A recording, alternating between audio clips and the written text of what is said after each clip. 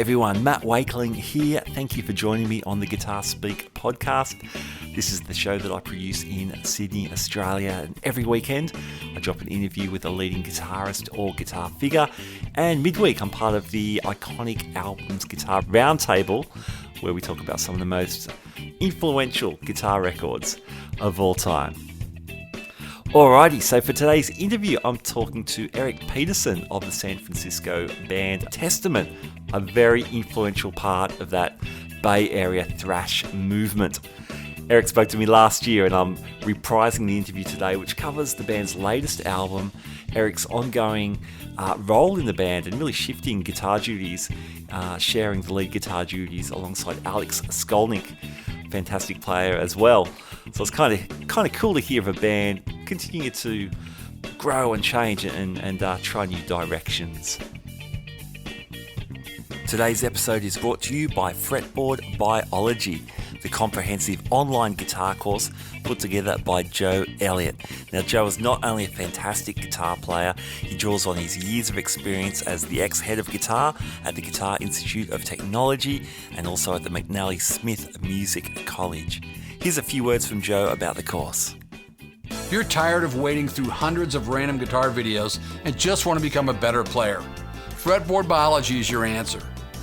Fretboard Biology is a self-paced, college-level program that'll give you the right instruction, in the right amounts, and in the right order.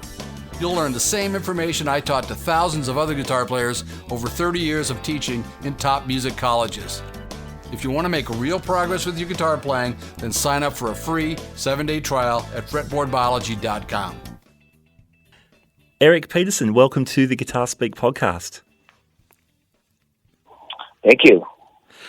We've got you on today. We want to talk about the latest Testament album, Titans of Creation, which is your 13th studio album. Congratulations on another album in what's been an epic career for the band. Oh, thank you. Yeah, lots of fun to make and lots of new elements we have. Awesome. The history of Testament, it's been well documented. I guess the last few albums, last 2 or 3 albums have been, for some fans, have put together as a bit of a trilogy, amongst a lot of touring as well. What's been the process for recording this album? Yeah, I mean, pretty much, I would say Formation and Dark Roots were done more traditionally. We would get everybody together, and first of all, Alex and I would get together and share our riffs, and just kind of put stuff together. Alex would go back home to New York, and then I would jam with the drummers. I think we jammed with John Allen just to demo some stuff up, and then we got Gene Hoglan to come in to do the record. And then he came in and learned what John had done with us. And, that was just kind of going to be the record. But Gene ended up staying with us. He's still with us now. It's been a good 8 years now. And, in between, touring a lot and whatnot. And then we started doing things. I think we got rid of our studio because we were never there. We were always touring. And, I ended up just kind of building in my basement kind of like a little jam studio. Uh-huh. And I use Logic, and I have a MIDI kit, which is hooked up to Tune Tracks, which gives you it sounds like a real drum set. Yeah, cool. Speakers and whatnot, and using a profiling amp, to put through everything. And basically you just put headphones on and,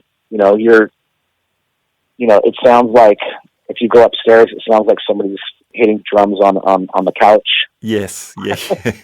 But in our ears, it's like we're in a studio. It's like everything's mic'd up and just sounds really, really cool. And it's a really great way to write, especially with drums, because it's all MIDI, so you can edit stuff. Yeah, nice. And you just play to a click. And what was cool about the last 2 records is we were able to, with the drums, build a grid. And what a grid is you play along to a tempo, and you can flex the tempo to go up and down to make it feel right. So that when you get, once you get it to how you really want it, that's how it's always going to be. Not like, you don't have to cut and paste stuff like the old days. But I'm probably going into it too much. But this time, Gene and I really jammed a lot together. Whenever I would come up with some song ideas, he would come up and we would kind of put them together, and drum them up, and I would edit some stuff and, send them to Chuck, send them to Alex and Steve. Steve would come over and learn them. So everybody kind of knew going into this record a little bit more than the previous one, which was more kind of just me demoing up everything and then everybody getting it and we going into the studio playing it. Okay, yeah. For the most part. Sure. But this one was more like we all got, Alex came out a couple times and jammed with me. Like I said, Gene came up like every other weekend, a good 6-7 times. And then we had 18 days in the studio that we actually recorded at. So we got to hook the drums up and just really fine tune everything, and not rather than spending 1 or 2 days miking the drums and then starting recording. Our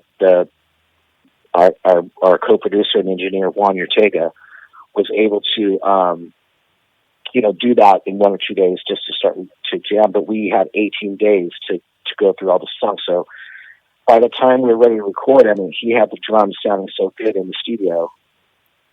And we were able to build a grid that I had already built, but just really tweak it, and got to play the songs together, a little bit more. That's one thing about when you write a record, especially this kind of music. You think it's, you get it to where it's, super killer and it sounds good and everybody's like, yeah. But 2 years later, after you tour on it, you realize that you're playing it way better. Yeah. Because you end up owning it. Sure. So, with all this extra jamming, we really, I think we really had a good feel on this one. That's what made it, I think, just that much more better. Getting the bass more into the mix. Alex and I trading off on solos a lot on this one. Yeah, I love that. I love that. So they're pretty evolved demos you're talking about. Did any of that stuff did you end up flying any of that in on the final album? So you talk about using model No, amps, because they're not. Those are. Yeah, that's. It sounds great. I put it on and it's pretty comparable, but real drums sound better, and sure, a real guitar. Sure. I wouldn't be scared for people to hear it. Cool. Compared to some of our other demos or boombox tapes, I'd be like, no. Yeah, sure. But so it's more of a preparation tool. At some point later down the line, when we're in our 60s or whatever, we'll release our demos. That could be another box set or something. I don't know. Hey, tell me about working with Alex, because you guys have become one of the great guitar teams in thrash. And I guess a side note to that is you're known as such an influential thrash rhythm guitar player, but as you've mentioned already, you're a lead player as well. Not everyone knows that, but I hope people understand that, especially on the new record, that where you're trading off and you bring your own voice. But I guess the first part of the question, tell me about your partnership with Alex. It's really good. Alex is such a renowned player, and I mean this in a good way. He has no insecurities about his playing, so he's almost like, in a way, encouraging me. Especially, there was a time where I just was more insecure about, soloing. Like I have to really plan out what I'm going to do. Because I when it comes up to, I'm in the room with everybody, I'll be kind of scared to, like, and I guess it's insecurity, just, especially after Alex just went, sure. and I'm just like, oh, okay, I know I could do that kind of stuff, but, just over the years, just, it's been a while, and I think I took off that jacket off myself and just, I'm a different type of player. I'm more of a bluesy, more influenced by, like Schenker and Pat Travers and Iommi and stuff like that. Yeah. And, Alex is in his range is waiting for when he was younger. It was more Eat Day and Randy Rhoads and Van Halen, the more modern, fast stuff. Of course, it's there's so much more jazz players and stuff like that. I couldn't name them all, but sure. Yeah, just between us two now, on the last two records, especially this record, it's almost half and half. Okay, cool. But at the same time, it's not taken away from anything. It's just another,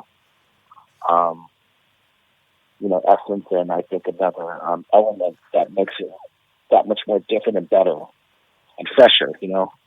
That's what I'm hearing from everybody. Like, what did you do different? And I'm thinking nothing. But then I'm like, well, I'm doing some more solos, and we took a little bit more time to record.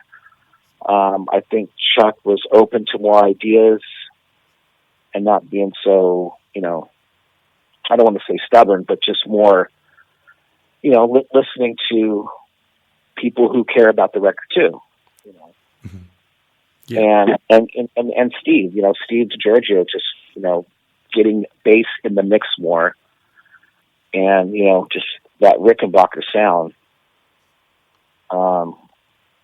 It's just awesome, really, really, really cool. And, Zahi's out of this as well. But, just having all these new type of elements, and even, I sing a little bit, not groundbreaking stuff on the record, but the stuff that I do is pretty cool, I think. Yeah, definitely. And it just gives it that, it just gives it that little extra, like, what's that? Some people are like, wow, Chuck sounds really good. And, oh, that's Eric. Well, you of course front. You front Dragonlord, and so you're used to being up front with your vocals. So it's cool. You get a couple of moments on the new record. Yeah, and it wasn't planned out either. It was more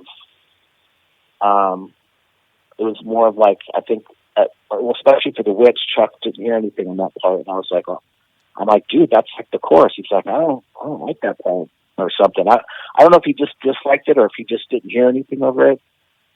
But he had asked me to, well, show me what you mean. So I went out there and laid down some stuff, and it was just that quick, like, we're doing it. Yeah, cool, man.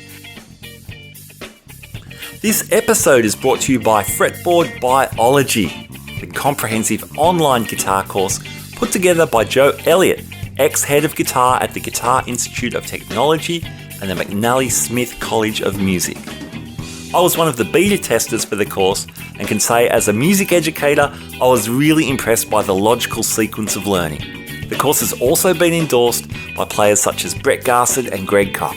For more details, check out the links in our show notes. And how about guitars? Are you playing your Dean guitars on the record? Yes, I use my white signature, which is the USA. I have this new one. I don't know what they're calling it. It's one of their older reissues. It's a V, and it's like all wood. Mm-hmm. Well, guitars are made out of wood. Yeah. But the finish, the finish is like a wood finish with a black pick guard, and it's all gold hardware. And it's I'm just trying to describe it because I don't know what they're calling it. Yeah. But I used that one on the Healers, the solo for the Healers. Oh, okay, cool. And it's got this more kind of PAF sound to it. Are you using passive pickups, or has that got? Because I know you use the EMGs a lot. I'm kind of like all over the place. Solos. On solo stuff, I try to use non-active pickups. Okay. Yep. There's a little bit more, I guess, personality to it. But then there's some stuff where I did use the EMGs. All the rhythms are with the EMGs. Oh, okay. But like on City of Angels is more of a hot lead sound. It's more, you can hear the picking a lot. And that's where I use my, the EMGs. Okay, But yeah, cool. between that and then my black, I have a Gibson black, Gibson custom Les Paul. I use that record. I use that guitar a lot. I've been using that one for the last 4 years. That one's got a good sound to it. So I would say between my white signature, a couple new ones from Dean that I have, and my Gibson, that's kind of my arsenal. Nice. And what about amps? So amps, what's cool about, so I record all my guitars at my house. Everybody else recorded in the studio. Mm-hmm.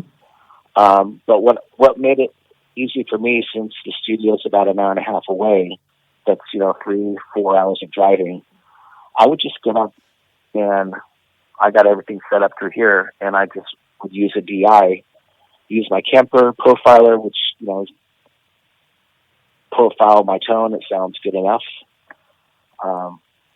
Sounds really good, actually. Yeah, but great. Using the DI, Andy was able to rerun my tone through a real amp, and we went through the Stealth. Okay, cool. So that's the EVH Stealth. Yeah. And that amp, he dialed that one up really good. So that's kind of going to be my tone, I think, on the new one. And that, and I think it's some angle stuff for soloing. Mm-hmm. Cool. Just a mixture, a blend of stuff. Yeah, nice. Yeah.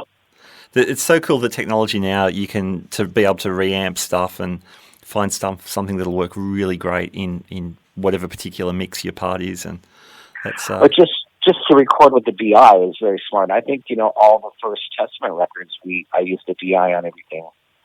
So if we ever wanted to go remix, if we wanted to go remix Souls of Black or Practice What You Preach or whatever, and have Andy remix it, it would be possible. The drums would probably take a long time because you'd have to sit there and sample each drum, which we've done before. We did that on The Gathering. Okay. Yep. Because it's not.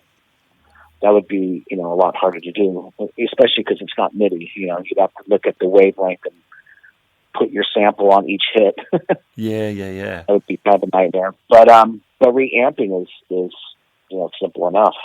I had Scott Ian on this show a little while ago, and we were talking about really the birth of thrash. And for those guys in New York, he said he wasn't really aware of what was going on.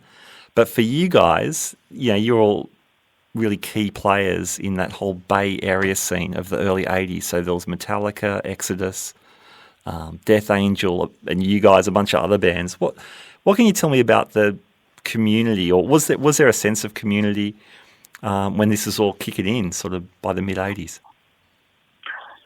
Definitely, because we all play together like every weekend. We would just alternate. It would be Death Angel, Possess, and Exodus. Yeah. And then it would be, Forbidden, Legacy. That was, Testament now. Yep. Forbidden, Legacy, and Possessed. Or it would be, Heathen, Legacy, and Exodus. And then at one point, Exodus got signed, and then they ended up going on tour, and then we kind of took over. Mm-hmm. And we were kind of headlining a lot of the clubs. And it just kind of moved on like that. And, it's funny because a lot of the influences for thrash, and I would say most bands would agree, was the early, the Judas Priest, yeah, Iron Maiden. But then a lot of the, like Angel, the early Black Metal stuff, like Celtic Frost, Angel Witch, Venom, Merciful Fate. Those bands really, especially Merciful Fate, I think that band just so underrated. I mean, they're very well respected amongst bands, but that was a band that really influenced, I would say thrash, with just the odd signature riffing and the harmonies and stuff like that. Yeah, awesome. And interesting, you mentioned bands like Priest and Maiden, because now the Testament thing, that twin guitar thing, it's becoming perhaps a bit more prominent in recent albums too. So there's a bit of a full circle perhaps going on in some respects. Yeah, definitely. I know in the beginning was more, we were a lot younger and just like, you're the rhythm guy, and I do all the rhythms, and Alex is the lead guitar player. We're like, well, this is how they do it.